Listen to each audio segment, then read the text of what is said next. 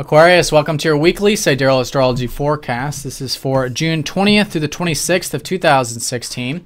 I'm Athen, and this is for Sidereal Astrology. If you are new to the channel, be sure to check out the link down below because the signs are different. All right, so Aquarius, this week, let's go ahead and look at yourself, starting first with this area of life. Then we'll look at your relationships, work, and finances. So starting with your chart ruler here, with the self, this is that there's still this big picture energy regarding your work, your career, or perhaps your productive life. And this is seen by Saturn retrograde in your 10th house. It's likely a lot of things that you're learning about in that area, and it's great. It's great to be open to learning right now and to modify and to try new things and even re-examine the career side of things, which is all this Saturn energy. So in terms of the unfoldments of matters, though, Saturn is squaring up to Neptune still from last week. So if you are feeling that haze or uncertainty about the career stuff, it is about surrendering, letting go, detaching from that, but just generally in your life, you know, because it is your ruler.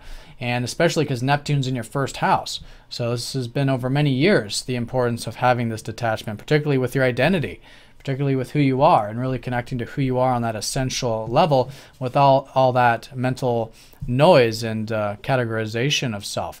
So it's a great week for that. Continuing, nothing new though, since that's been the emphasis since last week. Now, in regards to relationships, we've got the Sun, which rules that 7th house of relationships, shifting into your 5th house. So things where I think have been the last month, maybe more emotional, maybe more about your home and family life, and maybe with relationships more on that personal level, things are becoming a bit more funner. I think maybe you can have some fun in those relationships, which is so positive anyways, because you have North Node and Jupiter in your 7th house. There should be plenty of opportunities to connect with others, and Pluto is going to be trining up to Jupiter this week going into Sunday. So there's a lot of positive support to maybe make some change in your life regarding relationships. And again, being open to learning about it is excellent. Tapping into that lighthearted, playful spirit, which is the 5th house, expressing yourself through relationships, I think you can enjoy all that quite a bit. Now, in terms of your work, we do have the full moon, because the moon does rule your 6th house of work. We got a full moon on Monday, which is going to be in your 11th house of aspirations. So right at the beginning of the week, you may feel like there's this awareness of your aspirations. And maybe even if you guys have been involved with anything like that over the past 6 months, it could be a culmination of it. Could even be an awareness of your friends, a high point with those as well. So whatever it is, though, it's a high point. It's a good time to do a status check with your work, with your everyday experiences, see what's working, what's not, let go of what isn't, and modify what isn't, and continue to cultivate what is. Because anytime we have a full moon, it's always this high point with your work sector, even illumination and awareness with that. Now Saturn, of course, being up there in the 10th house, emphasizing the work like we were talking about. It's good for you to have healthy responsibility here. Assume responsibility and see where you can see things in the long-term, big picture sense with the career stuff. And again, it's so important to be adaptive and flexible with all this, because even your 10th house ruler, Mars, is retrograde. And this is, this whole modification you're doing, reflecting. So it's good to be malleable with all the career stuff. But I think next week, you'll probably find this shift, this motivation and drive starting to move forward even more so with the career stuff. All right, so that's the work sector. In terms of the finances, this is seen by that Jupiter, who again is being trined up by Pluto. So it could be a good week for making change with the financial stuff and really tapping into that deep truth, see things for how they are there. And I think you will be. I think you are seeing the deep truth about the financial stuff, and maybe making some changes there could be supportive as we approach the weekend, because that is going to go exact on Sunday. But looks like a good week for that stuff. Now, I do want to say, though, on Wednesday, when it comes to that financial stuff, staying nice and balanced, because we do have Mercury going over that Grand Cross energy I was actually I haven't talked about. I'm going to talk about. So let's go and look at that. But on Wednesday, balance with the financial material stuff, and watching any over-optimism or under-optimism about it would be important on that day.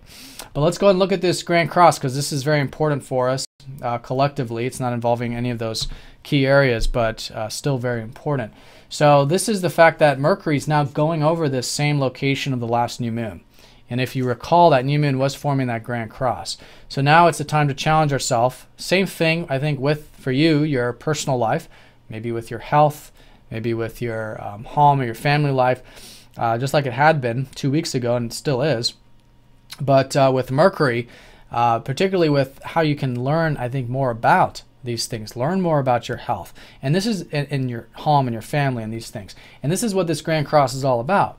It's challenging yourself, challenging your mind here to constructively implement this personal life in a healthy, balanced way. How to have healthy home life with that career stuff that's unfolding. You know, that's going to be important on Monday when Mercury opposes up to Saturn.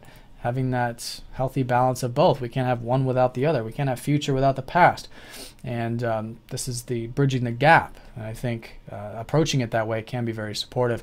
In terms of the square from Neptune, again, we talked about that. So when it comes to these new unfoldments and these challenges this week, the detachment, I think, will be particularly important for all of us collectively. And how to incorporate perhaps, again, some of this emotional energy, some of this nurturing, caring energy, perhaps in a healthy and balanced way with your relationships, which are unfolding also this week. So that's going to be on Monday, that opposition. I think most importantly on Monday, balance between home life and work life.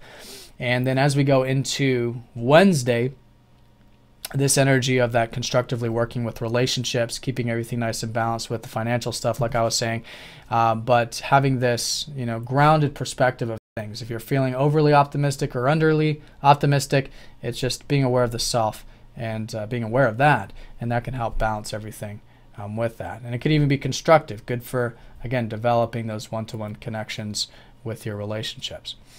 All right, so that's the week in a nutshell. Again, Grand Cross with Mercury. One thing I do want to say is Mercury does rule your 5th house of self-expression, so that's also what you're developing this week. You're also developing that intimacy, that deep connection in your life, because Mercury rules your 8th also. So yeah, building that and challenging yourself there so it's long-term, it's big picture. All right, so Aquarius, I hope you guys have a fantastic week. Thank you for watching, and I'll see you all next week.